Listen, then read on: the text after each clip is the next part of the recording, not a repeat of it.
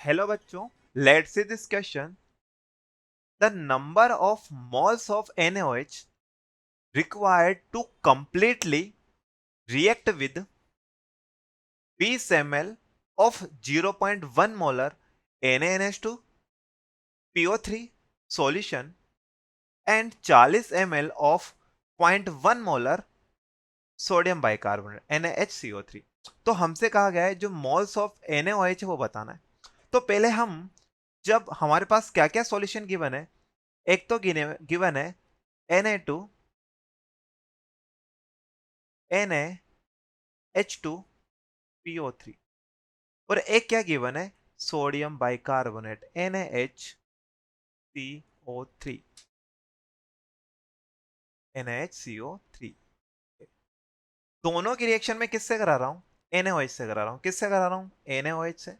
यहां पर भी किससे करा रहा हूं मैं रिएक्शन? NaOH से। तो रिएक्शन क्या होगा, यहां पर एक हाइड्रोजन किससे रिप्लेस हो जाएगा? सोडियम से। तो क्या हो जाएगा? Na2HPO3। क्योंकि इसकी बेसिसिटी कितनी होगी? अब एक ही होगी, तो एक ही हाइड्रोजन रिप्लेस होगा। यहां पर कितना हाइड्रोजन रिप्लेस होगा? एक। तो ये क्या बन जाएगा? Na2CO3। अगर मैं बात करूं, फर्स्ट रिएक्शन का जो एन फैक्टर होगा वो कितना होगा? 1 होगा। इस रिएक्शन का एन फैक्टर कितना होगा? वो 1 होगा। ओके, अब हमें क्या करना है? दोनों से NaOH के रिएक्शन कराने और NaOH के मोल फाइंड करने। तो होता क्या है, जो इक्विवेलेंट ऑफ NaH2PO3 है plus equivalent of sodium bicarbonate, वो किसके बराबर हो जाएगा? जो हमने इसमें मिक्स किया है और कंप्लीटली रिएक्ट किया है, किसने किया है? इक्विवेलेंट ऑफ NaOH के। क्या इतनी बात समझ में आ रही है? ओके, अब हमें इसके इक्विवेलेंट लिखना है। तो इक्विवेलेंट कितना हो जाएगा?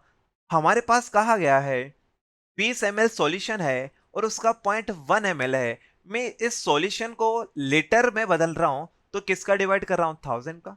इतनी बात समझ में आ रही? ओके, और इसका एन फैक्टर कितना है? 1, तो 1 से मल्टीप्लाई कर दिया। प्लस यहां पे बात करता हूं मैं, क्या हो जाएगा? 20, इसका कितना ml है? 40 ml। इसको मुझे लीटर में बदलना है तो 1000 का डिवाइड कर दूंगा।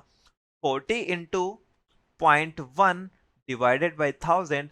और हमें यह भी पता है इसका एन फैक्टर भी 1 है। ये किसके बराबर हो जाएगा?